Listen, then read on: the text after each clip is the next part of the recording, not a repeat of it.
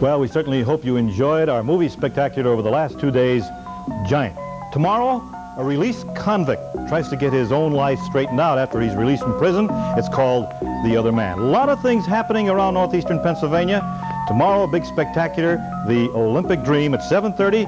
And then, of course, we'll tell you more about St. Joseph's Festival coming up this weekend. Get your card in. You may get a chance to play this game like Mrs. Kranick did. She won $176. Now stay tuned for all the news next. Good evening, I'm Nolan Johannes. Tonight in the news. The lid is up at TMI. We'll show you what it looks like. It's been 5 years since the accident at 3 Mile Island, but do the people who live here still care? I'm Craig Stevens. I'll let you know. People from Pennsylvania are playing the hottest game in town. The only thing is, the town's in New York. I'm Valerie DeVine. I'm Mike Stevens in New Berlin. Some toe-tapping tunes of the old times, later on the Pennsylvania Road. Proud to serve northeastern and central Pennsylvania. This is WNEP 16, the news station. Now, Nolan Johannes, Karen Hart, pilot Jack Rulin in Skycam 16, Chief Meteorologist Tom Clark, and Joe Zone on sports. This is Newswatch 16. Good evening. This is Newswatch 16. I'm Nolan Johannes. Karen Hart is away. A huge crane inside the damaged nuclear reactor at 3 Mile Island is still holding a heavy load tonight. It's the reactor's 159-ton top, which was lifted late last night for the first time since the 1979 crippling accident. These black and white scenes are from the Dauphin County plant and come to us from the TMI operators. Today, 3 more cleanup workers suffered what is called very slight radioactive contamination. It happened when their protective clothing, soaked with perspiration, came into contact with dust as they leaned against a railing. The radioactivity went through onto their skin. They are all right tonight. Other workers today are trying to place the heavy reactor top 40 feet away onto a storage stand. The long cleanup, now underway, is expected to cost $1 billion. People who live near the Middletown plant outside of Harrisburg have a new reminder of some deep-seated concerns. Newswatch 16's Craig Stevens talked with some of them today. This neighborhood in Dauphin County looks much the same as one you'd find anywhere in Pennsylvania. The obvious difference, of course, the cooling towers of the 3 Mile Island nuclear power plant in the backyard. Much has been said about the effect of the nuclear accident at TMI on the people living in the area, but that accident was more than 5 years ago. So what do families like Jim and Deb Miller think about the whole experience now? I'd love to see them close it, but what are you going to do? The Chamber of Commerce, everybody's pushing to open it. What are you going to do, you know?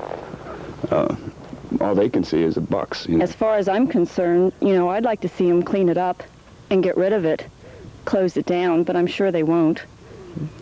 Why do you feel this way? I'm scared. But other people here are also frightened and refuse to trust the owners of the power plant. I'm scared for my kids, especially my children, not knowing how they're going to grow up, you know, healthy, what. So it's been 5 years since the accident. All the reports have come out saying, hey, there's nothing to worry about. You still don't believe those? No, no way. No way at all. They'll never convince me that, you know, we aren't going to be affected by this. Even though it's been 5 years since the accident at 3 Mile Island, for many of the people who live this close, there are still a lot of concerns and a lot of fears. As one woman put it, living next to the reactor is like living in nuclear heaven. Craig Stevens, Newswatch 16, Middletown. The strike continues at Merck Pharmaceutical in Northumberland County tonight. Workers here and across the country voted by a 3-to-1 margin to reject the latest Merck wage offer. Therefore, the 7.5-week-old strike by 4,000 workers, over 300 of them here at this plant near Danville, goes on. The company offer, say workers, was about the same as the last one, $500 more per year. No word on when any new talks will get underway in the Merck strike. It looks as though things may be picking up in Scranton soon. The city has decided to buy some new garbage trucks to help get Scranton's trash collections back on schedule. For weeks, we've been telling you that the city was way behind in its garbage pickups. The Department of Public Works blamed the backup on equipment breakdowns. Today, the city decided to put out bids on 5 new Packmasters to help the trucks already in service. The money will come from Scranton's capital budget, money that city officials say has been available since January. Newswatch 16 continues with a run on Major League Jackpot. Several actions concerning school prayer and cheap home mortgages. Plus, later on, we'll fiddle our way onto the Pennsylvania road to listen to some music with roots in America. Those stories and more as Newswatch 16 continues. The Olympics set sail on PM Magazine. Tonight at 7. A mass migration has been going on all day today. People by the hundreds have been leaving Pennsylvania and New Jersey and heading to New York State. As Newswatch 16's Valerie DeVine reports, it all has to do with a little ticket and a big jackpot. They crossed the Matamoros Bridge in Pike County in search of this. Residents of Pennsylvania, New Jersey, and New York gathering for a shot at becoming $20 million richer in the New York State Lotto game. But if the news of the drawing itself isn't enough, the number of people buying lotto tickets is. And many of them are from here in Pennsylvania. They're crossing the state line in search of greener pastures. I was in the area on some business, and I was having a cup of coffee this morning, and I was informed that there was a $20 million lotto going on. So I figured I'd be a fool not to stop and take a chance. Who knows, someone has to win it. Shirley, what brought you to New York to buy a lottery ticket? A chance. I buy in New Jersey, Pennsylvania, and New York. I make the 3 state sweep all at one time. Every week? Every week, yes. What brought you to New York to buy a lottery ticket? $20 million. $20 million. We play it every week. What would you do with the jackpot money if you won? I have no idea. I don't have luck, so I just take a chance. Of course, the odds against winning the New York Lotto are something like 1 in a million. But that's not stopping these people here. And that's certainly not going to stop me. Valerie DeVine, Newswatch 16, Port Jervis, New York. There are 2 major actions involving school prayer tonight. The first involves a Williamsport high school prayer group called the Petros. A Philadelphia appeals court ruled today against the group, saying it is unconstitutional for religious clubs to meet on school grounds during school time. A University of Scranton professor says today's ruling further defines a Supreme Court decision allowing school prayer. Professor Frank Homer says what it means is the Petros will be able to hold prayer sessions, but they must schedule them outside of normal school activity and classroom time. The school board said they will abide by the court ruling, but they are reserving comment until they see the court order. In the other action today, the House of Representatives in Washington okayed an amendment to an educational bill that would allow student prayer clubs to meet in public schools, but not on school time. That bill will now be sent to the president for his signature. The state of Pennsylvania is coming to the aid of home buyers with a special family home ownership program which will give low-interest mortgages. If you're in the market, you'll need a paper and pencil for a phone number in a moment. Newswatch 16's Marisa Burke explains now what the program is and who can use the funds. If you're looking to finance that new home, you know it's not easy these days, especially for average income families. But the state hopes to make things a little easier. The single-family home ownership program is providing almost $16 million to dozens of area banks and mortgage agencies. The money will be awarded to over 230 eligible home buyers in northeastern and central Pennsylvania. What it all means, a big help in financing a new home. Particularly for the first-time home buyers, it gives them an opportunity to get in a home at a much lesser rate, and obviously if you take a $40,000 mortgage approximately the first year, with this low interest rate, it saves them approximately $1,200 per year. At 14% interest rate, a lot of these first-time home buyers are the average combined income levels of $35,000 would not be able to qualify from a credit standpoint or ratio standpoint.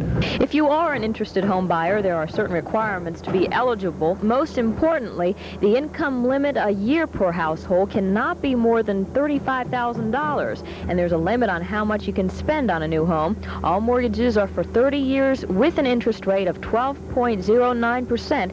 That's about 3% below the current rate. Now you can begin applying next Monday. Marisa Burke, Newswatch 16, Scranton.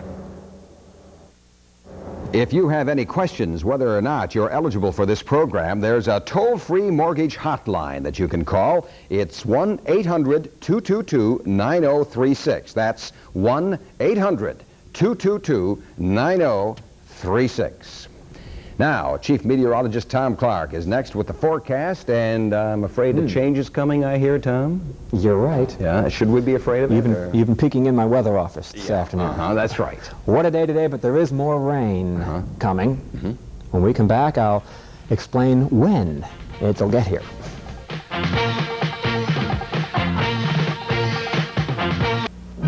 The goal that has been a dream since I was a child.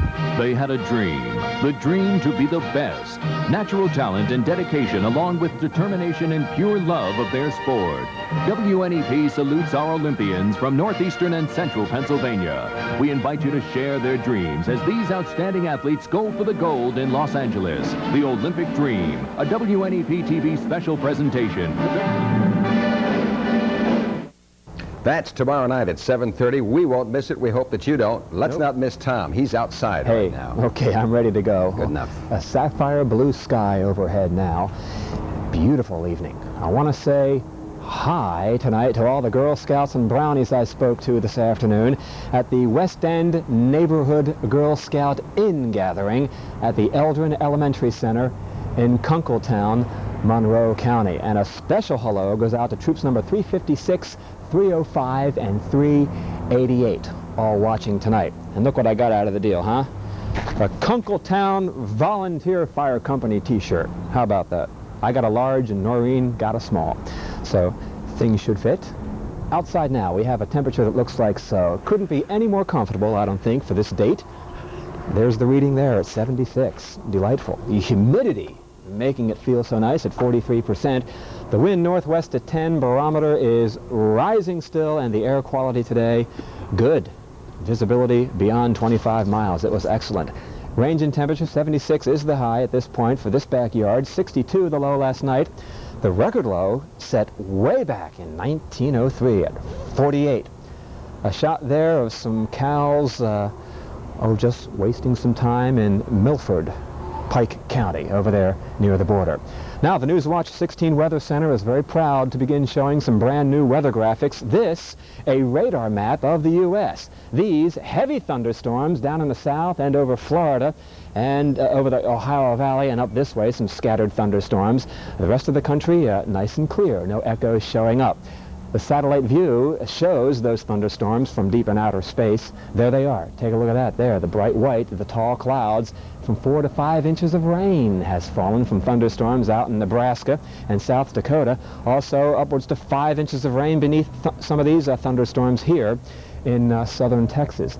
But now we just have just a scattering of clouds over Pennsylvania now. There are some showers now breaking out in Ohio and Indiana.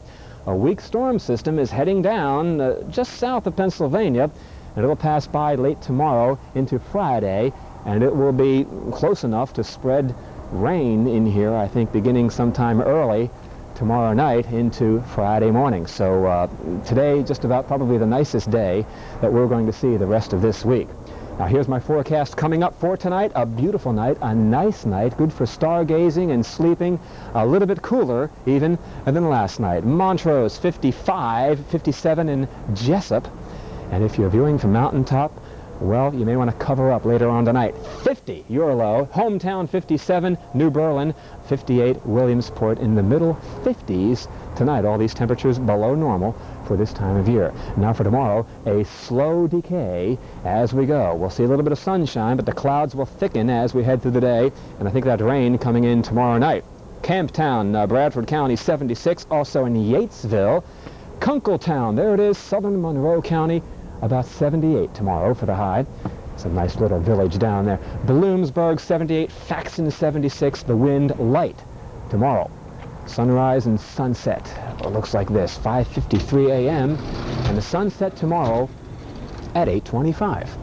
A fair night tonight, 57. I'm going to call it partly sunny tomorrow. If you have any outdoor plans, get them done as early in the day as possible. There's a stray chance the rain could begin late in the afternoon, but I think it'll hold off until the evening hours. Showers into Friday, only 71. Cool, probably dry for the most part over the weekend. Maybe some problem on Sunday. Nolan, I'll talk about Tropical Storm Arthur tonight at 11. Arthur. Arthur. All right, we'll give Arthur equal time then, right? Okay, good. Tonight. Thanks, Tom. Tim Karlson is in next for Joe Zone tonight with another exclusive report from the Philadelphia Eagles training camp. Plus, afternoon baseball highlights of the Mets, Cards, and the Phils matinee with the Cubs at the Vet. You can enjoy summertime fun throughout northeastern and central Pennsylvania. Boy, there's a big crowd at the Vet today, huh, Tim? Yeah, they were cooking, literally, in the heat, but I'll tell you, not a very special business person special at the Vet this afternoon. You have to be careful about that, except for the Cubs. They hammered the Phils, who dropped farther back in the East. But check it out right now. Cubs first inning, Leon Bull Durham with a 2-run shot. Look at this one off the facade there. And it's 2-zip Cubs, and they're cooking. Now, the Phillies first inning, they come back. This guy is not supposed to hit homers. Every once in a while he does. Juan Samuel with a 2-run downtowner, and it's 2-2. Now, the Cubs third inning, Keith Moreland, former Phil, like all the Cubs are, with a double, scores Leon Durham, and it's 4-2 Cubbies. Now the Cubs fifth. Durham again. Where's this guy? All over the place. A double. Scores Ryan Sandberg, and it's 5-2 Cubs. Now the Cubs 4-run sixth. Here's Sandberg again with a triple to dead center. Eckersley and Dernier score 8-2 there. The final, the Cubs 9, the Phils 4. Now, at Shea, the first place Mets eating up the Cardinals again. Cardinals first inning, Bill Lyons. Who is this guy? Anyway, he gets a double, scores Lonnie Smith, and it's 1-zip Cards. Now, to the second inning of the Cardinals, and it's 2-0 right now. Chris Spire. Yeah, he's still around, and every once in a while he hits a home run. A solo shot, and it's 3-0 Cardinals. But here come the Mets in the fourth inning. Darryl Strawberry. Look at him launch this one, huh? This one came down with feathers on it, folks. 3-3 as it was a 3-run shot. All right, now, same inning. The Mets, Mike Fitzgerald. Everybody does it on this team, believe me. Here's Mike Fitzgerald with a sac fly. Scores Hubie Brooks. 4-3, that made it. The Mets went on to win it 9-3. Let's check the afternoon scores now. Cubs over the Phils 9-4. Mets over the Cardinals 9-3. And San Francisco beat Houston, who cares, 7-3. All right, let's talk football now. Today in his exclusive report from the Eagles training camp in Westchester, John Evans shows us some of the young kids trying to break into the Birds lineup. Last night we told you about Kenny Jackson, a guy who figures to stick as a rookie with the 1984 Philadelphia Eagles. Tonight we take a look at a couple other rookies who are just trying to stay alive on the team. Scott Benoit played his college football at East Stroudsburg University. He's trying to make the Eagles as a wide receiver. The problem is that the Eagles are carrying 10 receivers through camp. 7 of them have professional experience, and one other one, Kenny Jackson, is a #1 draft pick. As the #1 pick, he'll probably make the team. So the problem for Scott is one of numbers. But he has raised some eyebrows. Scotty hasn't been impressive thus far. It's a little new to him as far as the offense is concerned, but he looks like he's one of those receivers who's very dependable, and when he gets his hands on the ball, he's going to hold on to it. Just by being here, it's impressive, and hopefully continue doing some successful things, and maybe somebody's in the stands watching. Marshall Spurbeck is a rookie quarterback from Nevada, Reno, and he's fighting with 2 other guys for the 3rd job behind starter Ron Jaworski and backup Joe Pizarczyk. With the Eagles revamping their offense this year, young guys find little time to show the coaches what they can do. A quarterback situation right now, putting in things early, is kind of tough on the young guys for the simple reason Ted Marshall-Broder's working so much with Ron primarily, but as we go along here, we'll be able to see a little bit more of the guys as we get down into numbers. But Ron and Joe have been getting pretty much most of the reps. We get a couple each practice, and you just got to make the best of them. These guys might not be with the Eagles when the regular season starts, but one thing they can say is they practiced with the pros. John Evans, Newswatch 16 Sports at the Eagles training camp in Westchester. John back tomorrow night at 6 with another report on the Eagles. And also tomorrow night at 7:30, a great special program here on Channel 16, The Olympic Dream. A dream come true for 3 of our area's finest athletes. You're going to find out how they've made it down the road to the gold. You're going to love it. The Olympic Dream tomorrow night, 7:30 here on 16, kicking off some 180 hours of exclusive Olympic coverage. All right, we'll be back on the update. More Phils, more Mets. Who knows? I thought it was the update just now with all those baseball scores. There you Tim. go. See, it's still early out there. Go out and have a nice dinner. You'll have a short report tonight then, right? I don't know about that. We'll find some more highlights. Okay, thank All you, right. Tim. Stick with us. Mike Stevens will take us down the Pennsylvania Road next and back into a time when music was sweet and mellow and not electrified. We'll have a taste of old-time summer as Newswatch 16 continues. When news happens, Skycam 16 is there first. Someone once said that though the times change and the people change, the music lives on. Our man on the Pennsylvania Road, Mike Stevens, has found the music living well in Union County. How many times have folks gathered like this on a front porch, cool in the summer heat, to listen and tap a toe to tunes older than most of us? Well, one more time can't hurt. Ready?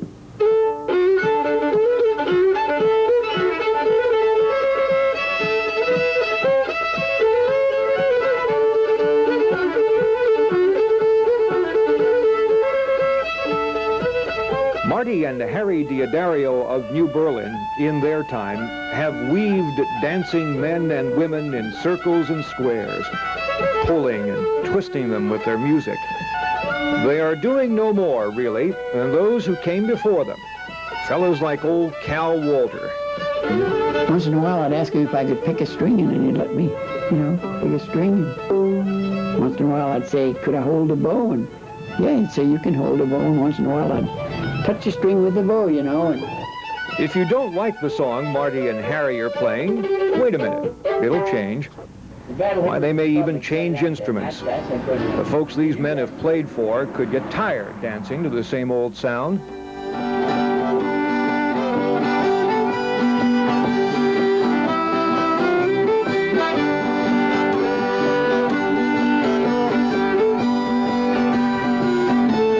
have people invited, like their neighbors and friends, and then they'd have a treat, Maybe in the summer they'd have ice cream and cake, and then in the wintertime they'd have cider and apples and popcorn. And that's the way it was when I was a teenager.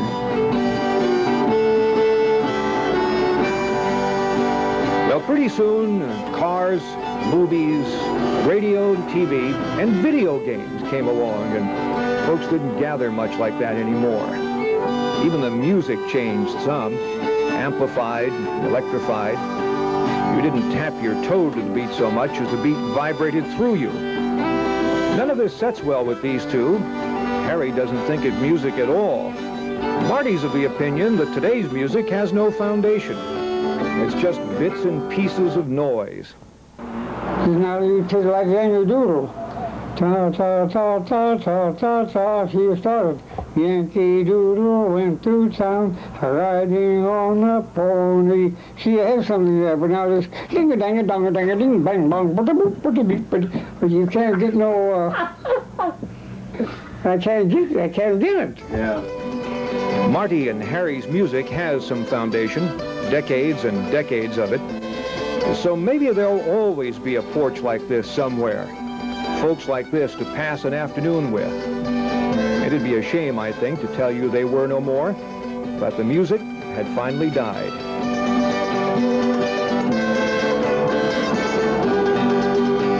I'm Mike Stevens, Newswatch 16 on the Pennsylvania Road in New Berlin.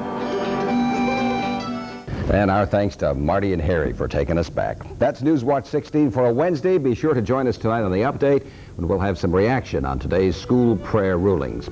For the team, we'll see you tonight at 11. For Karen, who has the night off, and for the rest of the team, enjoy your evening.